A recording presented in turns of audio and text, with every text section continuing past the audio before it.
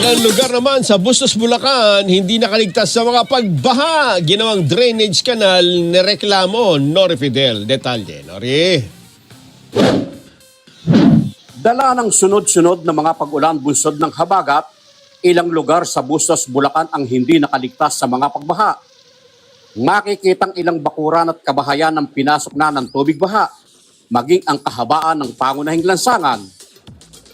Tumaas rin ang tubig sa harapan ng pamilihang bayan ng Bustos, Bulacan.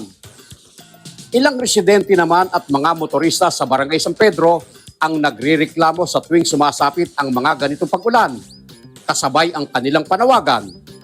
Narito nga tayo sa isang barangay dito sa Bustos, Bulacan, kung saan makikita nyo yung nagiging pagbaha sa tuwing bumubuhos ang malakas na ulan. Katunayan, ilang kabahayan na ang pinasok dito at nagrereklamo nga ang ating mga kababayan.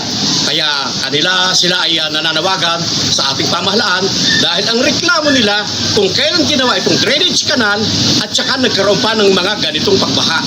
Binabaha sa tuwing uulan, ang nakakapagtaka lang po dito, kung kailan po ginawa yung drainage, pinasok na po yung loob ng bahay namin, pati mga kapitbahay namin, nagreklamo na, wala nang matulugan.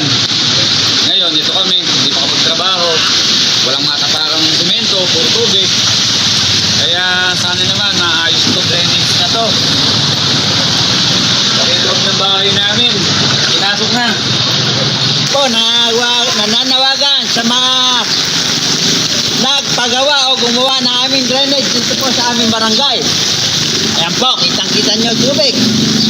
Pinapasok ang aming bakuran, kanya-kanyang trapo para di makapasok sa aming bakuran. Ayan po, patulog po na aming bahay. Nagkatubig. Kaya po kami nananawagan. Kung maaari po, pakiayos po muli ang aming mga drainage dito sa aming barangay San Pedro, Bustos, Bulacan.